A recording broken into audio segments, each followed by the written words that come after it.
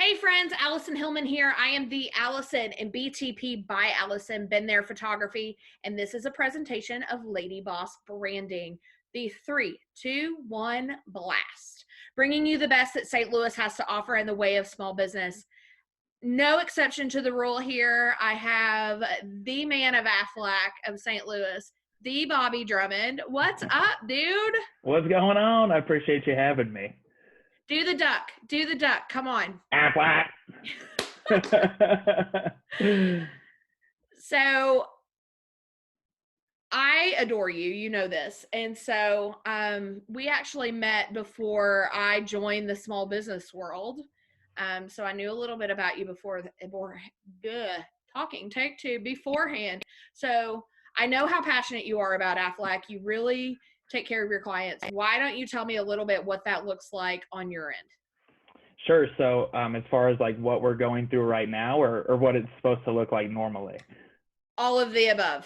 All of the above. Okay. So typically what Aflac, what we do is we work primarily business to business. We do a lot direct as well. However, we partner with local businesses to provide benefits to their employees. And by way of offering benefits to these small businesses, what that can do for them is a number of different things. Most importantly, now with small businesses, a lot of them don't have a way to offer benefits to their employees right away.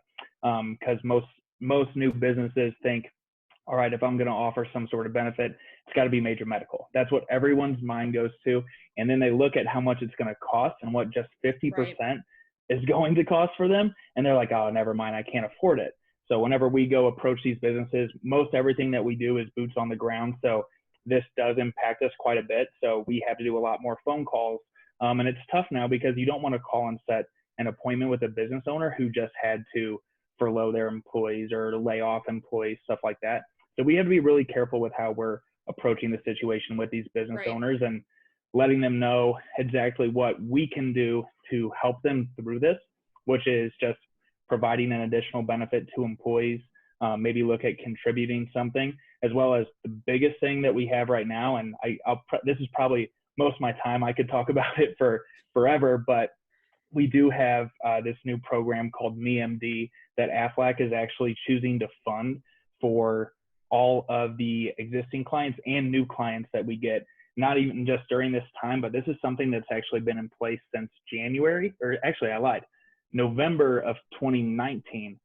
So we've been kind of ahead of the curve there, where we're actually able to fund this program along with a couple other programs for free, as long as we're able to offer 2 different plans at every single business. So there's a lot of opportunity out there with us right now. I mean, not only am I looking to help more businesses, but I'm always also looking to grow my team for anyone who wants to learn how to do this virtually. The people that make it through this weird virtual time are going to be the ones that are going to be on stage receiving awards for helping a lot of people. That's how we're compensated.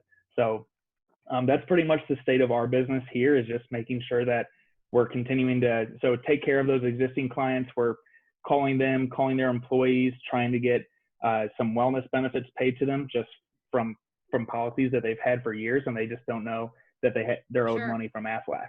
So we're doing a lot of different things. We're staying on the phone, and we're on a lot of calls like this just to stay face to face as much as possible, because that's where we thrive.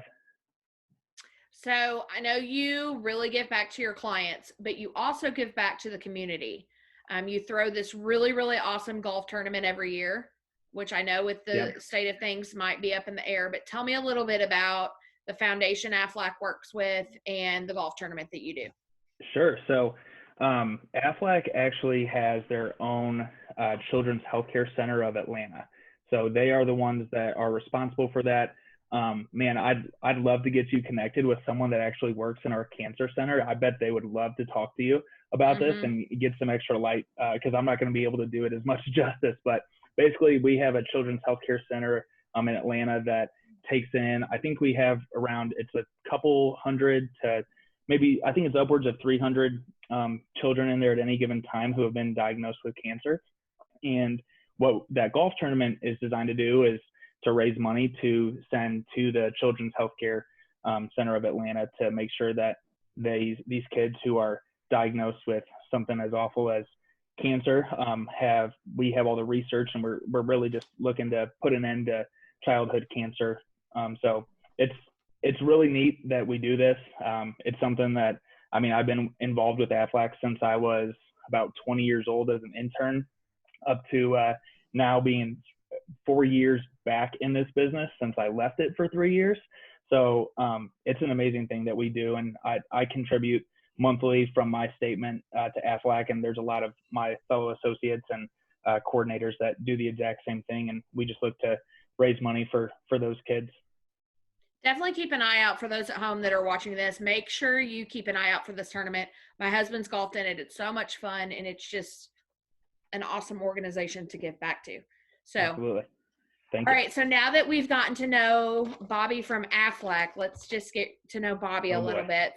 For those of you at home, as I always say, we've got to keep business personal. You've got to find someone that matches your personality, matches your values, and just someone that's going to fit into your family.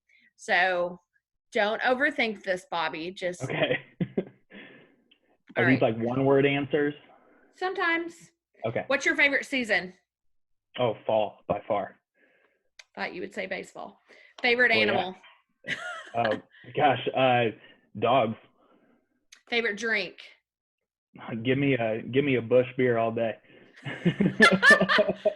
What about non-alcoholic for the kids at home?